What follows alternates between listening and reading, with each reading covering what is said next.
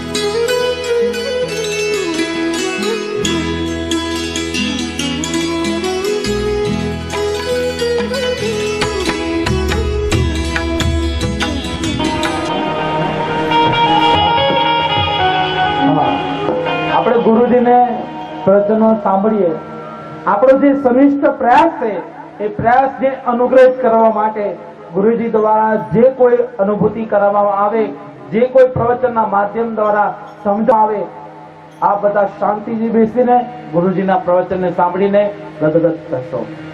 જય સ્વામિનારાયણ.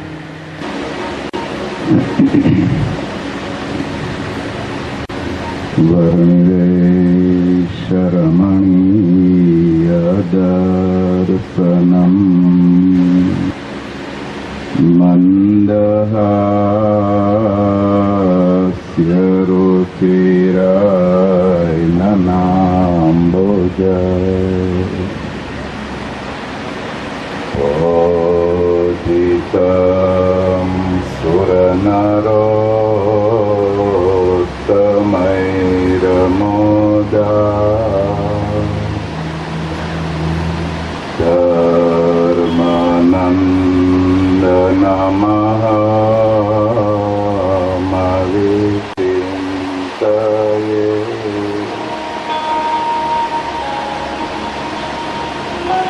પરમ પવિત્ર ભારત દેશને વિશે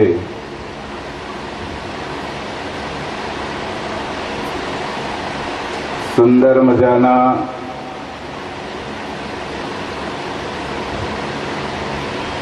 ગલોડી ધામના આંગણે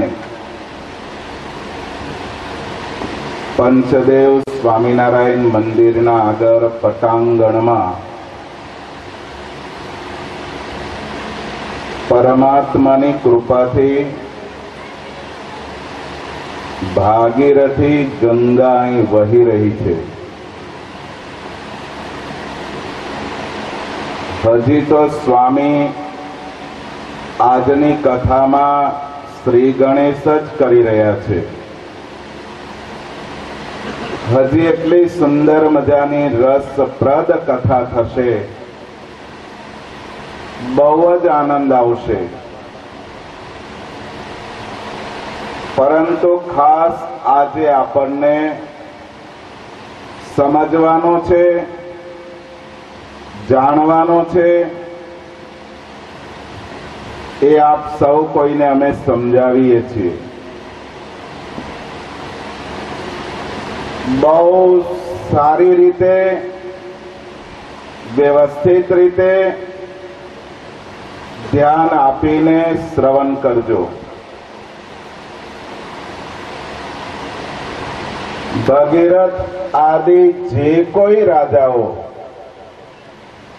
રામાયણની કથા સાંભળી હશે, ભાગવતજીની કથા સાંભળી હશે,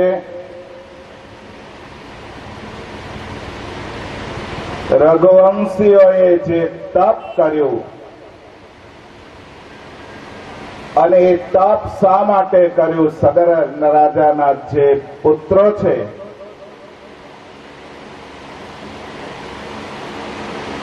જેઓના ઉદ્ધાર માટે ગંગાજી આવે તો મોક્ષ થાય, બાકી મોક્ષ ન થાય. તો જે ભાગીરથી ગંગા આવી તો આજના સમયની અંદર દુનિયાભરના જીવોને મુક્તિ અપાવવા માટે આ ભાગવતજીની કથા અવિરત ચાલે છે. પરંતુ જે મુક્તિ આપનાર ભાગવતજી ગ્રંથ છે એના મહાત્મ્યને બરાબર જાણવું પડશે. મહાત્મ્ય નહીં સમજાય ત્યાં સુધી કથાનો મહિમા અને કથાનો હાર્ડ તમને પચશે નહીં. આ ગલોડી ધામમાં ભગવદ કૃપાએ આ પ્રથમ જ વાર ભાગવતજીની કથા થઈ રહી છે.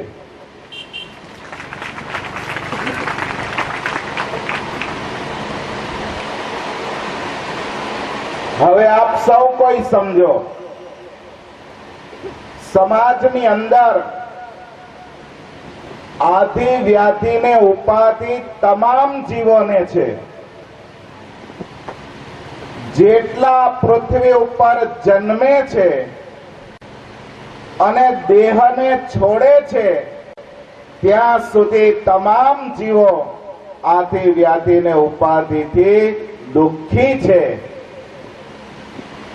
દરેકને શાંતિ જોઈએ છે, આનંદ જોઈએ છે, સુખ જોઈએ.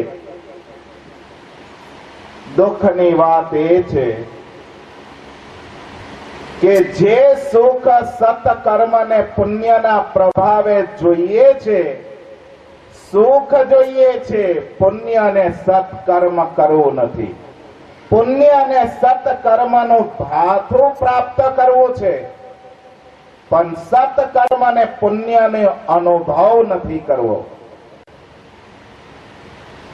પાપ કરવું છે, પાપ કરવું છે અને પાપનું પરિણામ ભોગવવું નથી, દુઃખ.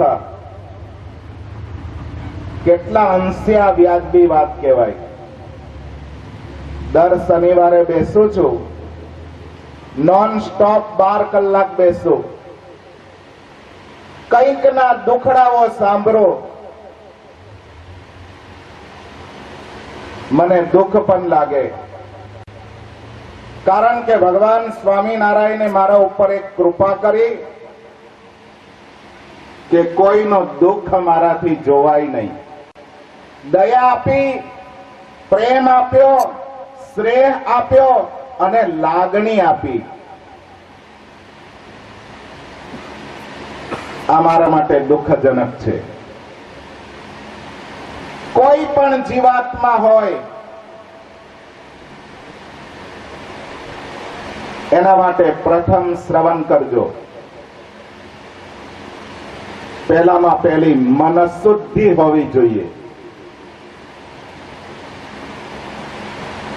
વક્તાશ્રીએ કહ્યું, જ્યાં સુધી મહદભાગ્ય ન હોય ત્યાં સુધી આ કથા મંડપમાં પ્રવેશ મળતો નથી. કોઈ લાંબા ને કોઈ ટૂંકા ને કોઈ આડા ને કોઈ અવળા ને કોઈ ઊંચા ને કોઈ નીચા ને ચારે બાજુ સાંભળતા હશે. અને બહુ જ્ઞાની બહુ દોડદાયા શું કે ખબર, અહીં મસ્ત મજાનું સંભળાય છે. ના દ્રવ્ય નિહિતા કાચિત ક્રિયા ફલવતી ભવેત ન વ્યાપાર સતેનાપી સુકવત પઠ્યતે બકઃ સાંભળજો કાન ખોલીને. બહાર મસ્તીથી, લહેરથી, આનંદથી, મોજ મજાથી સાંભળતા હોય એ પણ જરા કાન ખોલી લેજો. હા, કોઈ વૃદ્ધ છે, કોઈ બીમાર છે, કોઈ રોગી છે, એના માટે એ બરાબર છે. પણ જાણી જોઈને આ જગ્યાનો ઉપયોગ ન કરે